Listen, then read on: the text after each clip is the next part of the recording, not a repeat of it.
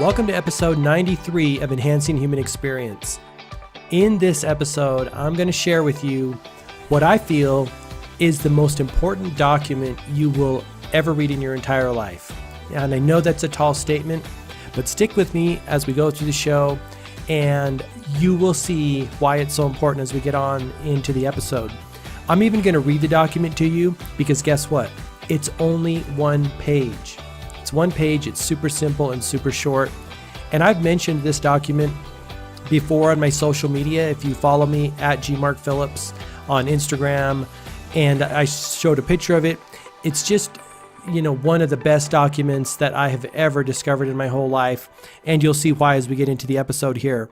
Before we get into the episode, if you haven't already subscribed to the podcast on any of your favorite podcast players, including Apple Podcasts, Google Podcast, Spotify, where else is it? It's pretty much everywhere you listen to podcasts, even on YouTube eventually.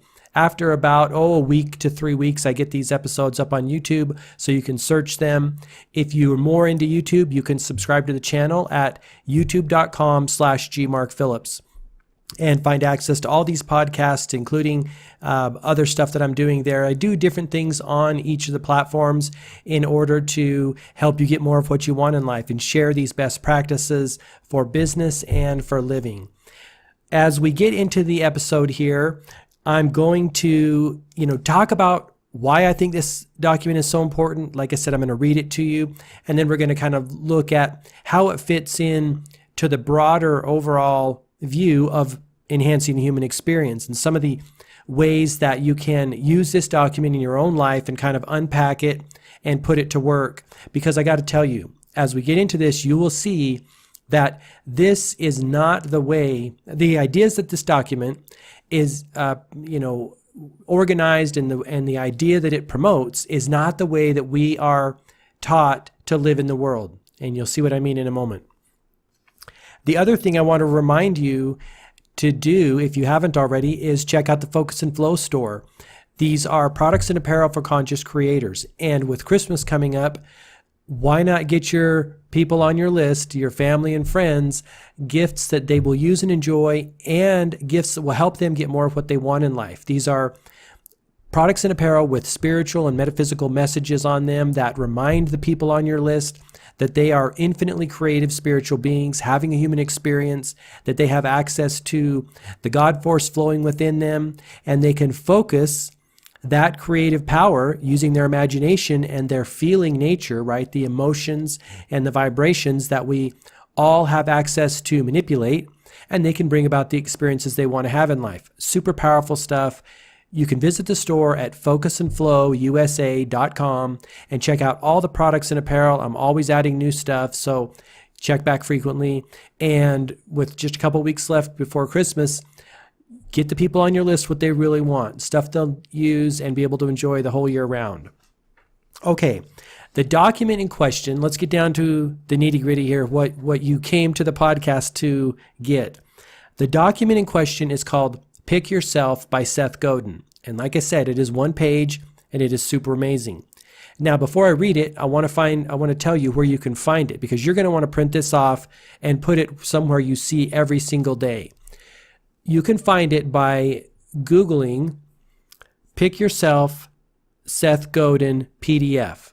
And the very first entry will take you to Seth Godin. It's actually part of his TypePad account. Seth Godin, for those of you who don't know him, he is the guru of marketing and branding and business. The guy is a freaking genius. And he also writes a blog post every single day, which is phenomenal in and of itself. But this document is part of his TypePad account. That's where I believe he blogs every single day as well. Again, you just type in Seth Godin's blog, and I think that's actually the domain name if I'm not mistaken. But this document will come up in PDF form, and you can download it right to your computer or your cell phone, and then you can print it out. It's only 8x10, and it's one page. I found this document literally by happenstance, just searching around, because I watch a lot of Seth Godin's stuff on YouTube and listen to a lot of his audio stuff, because like I say, the guy is a genius when it comes to marketing. He's the guy who says stuff like, Don't find customers for your product, find a product for your customers, that kind of stuff. He's basically like dialed in what it takes to succeed in marketing. And he wrote The Purple Cow. He's written The Idea Virus. He's written a number of best-selling marketing books. And if you haven't already listened to his story and you're an entrepreneur in the business world, you should listen to his story of how he came to be the Seth Godin that we all know and love today, because it is not as a linear line like most entrepreneur or business people. They all experience that circular like chaos to get to where they want to be. And his story is just the same, because, when you look at Seth Godin now and you see, a multi-million-dollar empire that he is the head of and runs in his publishing empire and all of his books and his consulting, it's easy to say that, wow, well, he was so smart in what he knows, marketing, which is like pivotal and super important to succeeding in business and in life, quite frankly. But you will realize that he wasn't always the Seth Godin that we know today. He struggled big time. And there was a point in time when he actually thought to himself, I might actually have to stop pursuing this authorship career and these books that I'm writing and do something else. I mean, he was to that point where he was kind of on his last leg in trying to build his book business. He was writing a bunch of books and had like a team of book writers, and they were publishing books, and it just wasn't working. And finally, he hit on what is now known as like his main central business, which is the marketing business and being a consultant. So really awesome story if you're in that field and if you're into those kind of things. Makes you realize that everyone has it tough, even the people that are super successful. So again, I found this after watching some of his videos and listening to some of his stuff, and I found it absolutely phenomenal.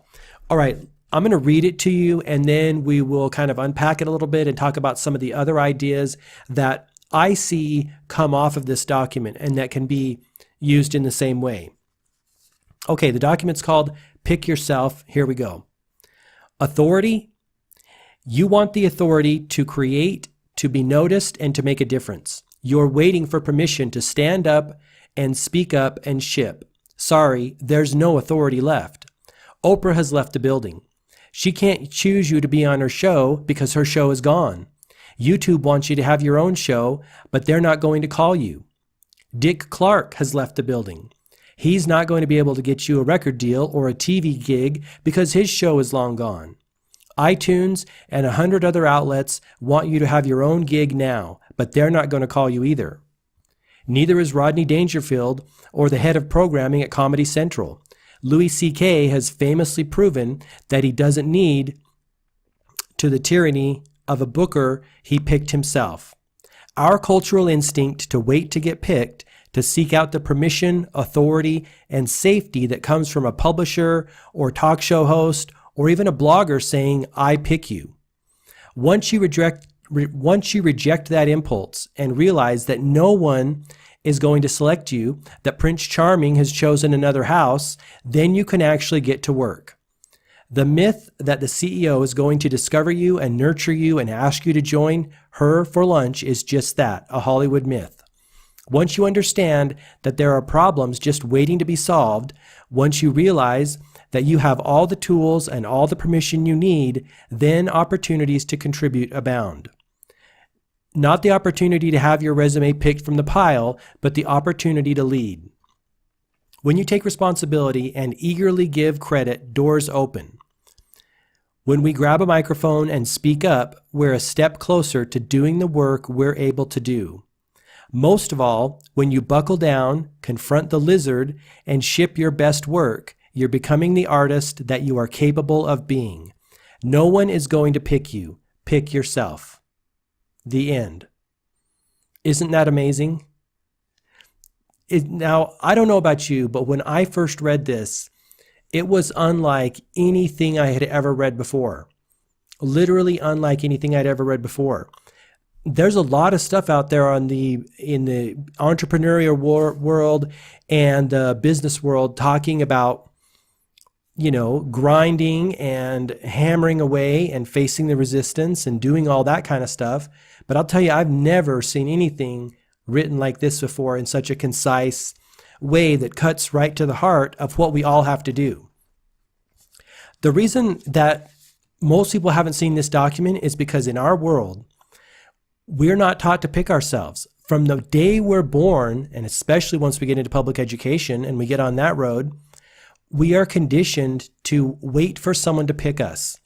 And in my opinion, that is like the worst thing that can ever happen to a human being, that can ever happen to a creative human being.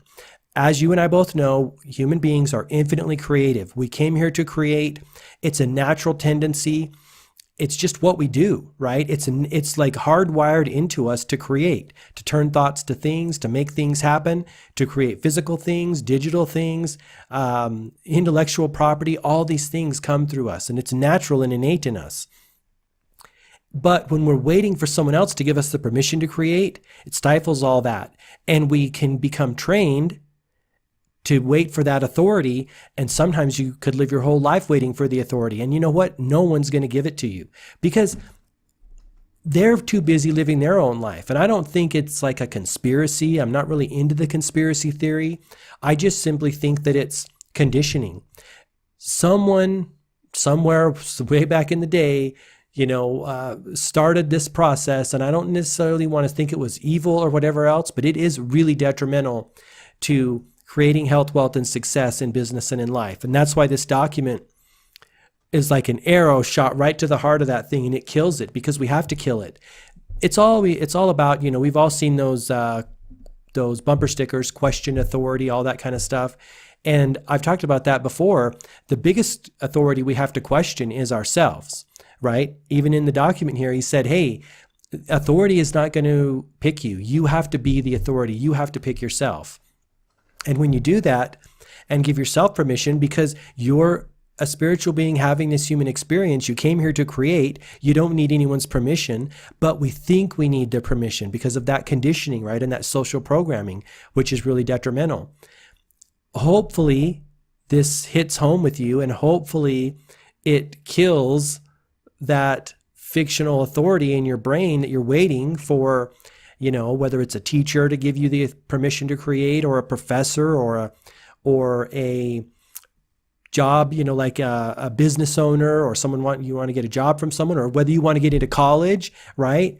It's so detrimental. I mean, just totally tune out whatever is going on, whatever authority you're looking for approval from, or acceptance from, or the permission from. Drop that. We all have to drop it, because our lives will never realize that authority. Because if you give all of your power away to someone else, whether it's a teacher or a professor, an employer, a college, you've given your power away, right? Retain the power. That's what we all have to do, is retain that power. And especially in today's modern world, everyone has the power to produce anything they want to produce, right? Before, you had to know a music producer. You had to get a sound studio. You had to, if you're a writer, you had to get a publishing deal. You had to hook up with a major publishing house, because how are you going to publish your book, right? Those people had the keys to the distribution channels and the manufacturing channels. That's not the case anymore.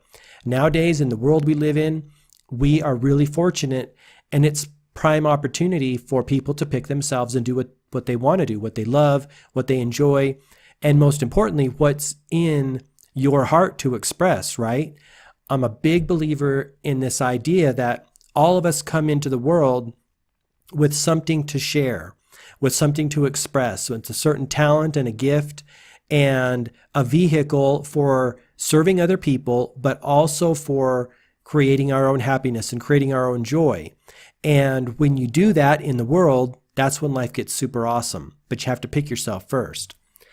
The reason I did this podcast today, and I wanted to share this document with you, is a couple weeks ago, I filmed a video talking about the 15 best books, in my opinion, for helping you succeed in business and in life.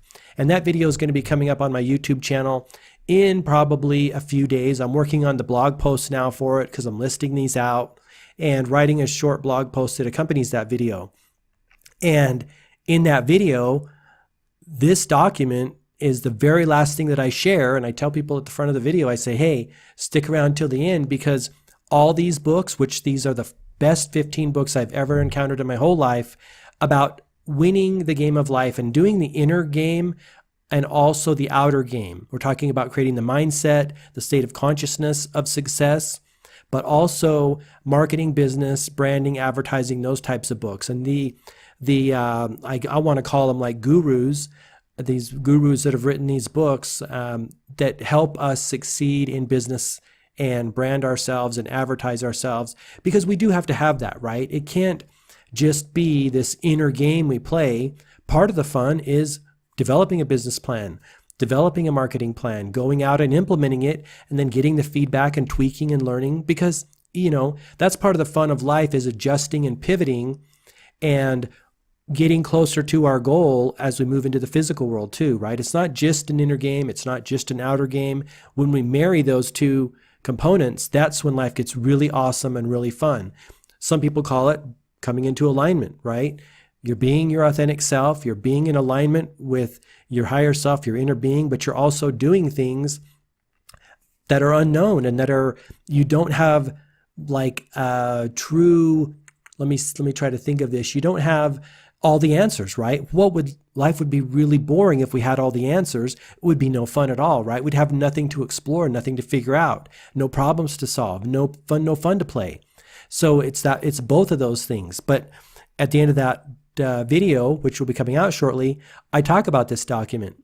And one of the things that I like to do is take it a step further and dive into some of the behind the scenes, more of the internal game that we need to do in this picking ourselves kind of a game we're playing. If we really want to win, if we really want to have the maximum joy and happiness in business and in life, is we've got to take this to a whole nother level. And what I mean by that is we've got to love ourselves. We've got to trust ourselves, respect ourselves, forgive ourselves, have that self-confidence, value ourselves. That's all the inner game of life, right? And why is the inner game of life so important? Well, as you and I both know, however we feel on the inside is going to be mirrored in the experiences we have in the outer world. It doesn't matter whether it's in business or in life, because the universe doesn't really distinguish between business success and life success. Success is success, and it's a reflection of how we feel about ourselves and our world and other people. It's an emotional game, it's a vibrational game, and it's a feeling game ultimately, right? So when we create the feeling of love within ourselves and we develop our relationship with ourselves, we're going to love other people too. Who are the people that hurt other people in the world? They're always people that don't love themselves. They're always people that have disconnected with the source of their divinity, and two, they're themselves, right? They don't like themselves. If you like yourself, you're never going to hurt another person, because again, what's going on inside is going to be going on outside. And so when I talk about taking this to a whole nother level, that's what I mean, is all those things, whatever, fill in the blank with yourself and do that, fill in the positive blank with yourself, love and respect and value and honor and trust and all those things that create within you an atmosphere and an environment for super happiness and success and well-being. Then your outer world gets translated as well. And that's the work that we all have to do. So again, Pick Yourself, this document is absolutely amazing. And like I said, you can find it by Googling Pick Yourself, Seth Godin PDF, and you can find it on his TypePad account. But I think it's phenomenal, and hands down, the most important document that I own in my library and in my files. And I think you'll find it that way too, as you let it chip away at your programming and your social conditioning to wait for someone to pick you or wait for something to happen. It's not just waiting for someone to pick us or an organization to pick us or whatever to pick us. It's also kind of waiting for the universe to make stuff happen for us, right? Or waiting for our destiny to come online. That's intertangled in this idea of waiting for someone to pick you. Because if you're conditioned to wait for someone to pick you, the ultimate waiting for someone to pick you is waiting for the universe to show you your destiny, to show you your path. I think that's one of the most detrimental right there, or the like pinnacle of what can happen when you wait for someone to pick you. You wait for your path to unfold when the reality is we unfold the path, right? We start moving in the direction of what feels good to us, what we enjoy, what we are good at, right? And then the path starts to evolve, and then we can pivot a little bit here or do this over here, or maybe turn it all the way around. Maybe we got kind of maybe we got a bad like inspiration or misread our intuition or something like that. That's totally fine too. But we have to be moving in the direction of what we think we want or what we feel we want. I guess I should say it in a better way, because I do like to make that distinction. Sometimes thinking can get us really screwed up if we don't be careful and also put it into our like feeling center and our heart center, and like ask our inner guidance, our intuition, our the way we feel, our inner knowing. Is this the right path for me? Am I on the right path? That kind of stuff. But we have to be on that path in order to get that feeling reflected back toward us, don't we? And so the most detrimental could potentially be waiting for the universe to pick us, when the universe is waiting for us to pick us, right? I mean, it's this ultimate standoff where we're thinking, well, show me my destiny and show me the path I'm supposed to be on by giving me these signs and whatnot, when really we create all of our own reality. We have it within us, right? We're creative beings. We have that God force flowing. We get to choose, right? No one's going to like lay it out for us. So in my opinion, that's the most detrimental. When you wait for the larger universe to pick you, then you could be waiting a potential whole lifetime, and then you get to the end of your life and you realize, well, no one ever picked me. The universe never showed me what I was supposed to do, so I never did anything, right? The waiting is so detrimental. And it's definitely something that I realized a number of years ago. Hey, if you're waiting for your destiny and it never has happened, maybe you create your own destiny. What a novel idea, right? And so hopefully this document hits you as hard as it hits me, and you can pick yourself and do what you came here to do, what you love to do, what you enjoy doing, what you find happiness in, what the world needs, all these things, basically expressing the divinity within you in only the way that you can, and bringing more joy and love and light into the world, and happiness, and sharing your gift with the world, quite frankly, because I really do believe that all of us have a purpose and a reason for being here, and it adds to the collective experience. Sometimes I think that the world is so incredibly designed, well, I guess I should say the universe is so incredibly designed, and I call it the psychobiodiversity of the universe and or the planet, whereas each of us has a role to play, but we can block ourselves from playing that role by feeling unworthy, or not loving ourselves, or not trusting ourselves, or, feeling like we're not ready, right? And how do we get ready? We only get ready by practicing and doing the thing, right? Which you could do it in your imagination, but you're going to lose out on some of the tangible feedback that you're going to get when you actually do the thing, as opposed to imagine yourself doing the thing. But we only get better by practicing and being and sucking, quite frankly, at the first, and then get better and better. But we have such a tendency in our world to think we need to wait until everything's right, the conditions are right, we're perfect, all of the pieces are in play. But that's just not the way that it goes, right? And you probably realize this on your own journey in life. But the practice and the just diving in, even when you suck, even when things aren't right, even when things, the finished product is less than what you want it to be, but it's that continual refinement and process that gets us where we want to be. So I hope that's helpful. If it is, it would be super awesome if you would leave me some kind of review on your podcasting platform. The best, easiest place is iTunes.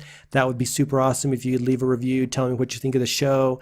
And also follow on any of the social media channels that are connected with me at gmarkphillips or youtube.com/gmarkphillips for more episodes like this and more interviews with guests, which are my favorite part of doing this podcast, sharing best practices for helping you create the business and life that you want and getting more of what you want in life, right? Including more happiness, including more joy, prosperity, and abundance. I really enjoy what I do here, and I hope you get a lot out of it. And until next time, we're going to wrap up the podcast. Thank you so much for listening. I really do appreciate it. Until next week, all the best, health, wealth, and success. Bye-bye.